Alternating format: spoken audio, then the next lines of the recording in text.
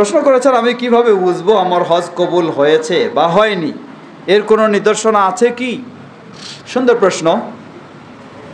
আমাদের সবারই চেষ্টা করা উচিত আমাদের হজ যেন আল্লাহর কাছে কবুল হয়। সেজন্য শিরক মুক্ত, বিদআ মুক্ত এবং হালাল বৈধভাবে যেন হয়, সেটি সর্বাত্মক চেষ্টা আমরা করব।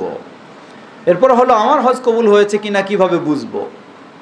জবাব, কোরআন সুন্নাহয় আমার জানা মতে এই ধরনের কোনো স্পষ্ট নির্দেশনা আসেনি। তবে বিজ্ঞ তাবেঈ, এই ধরনের বিজ্ঞ ব্যক্তিগণ কিছু বলেছেন।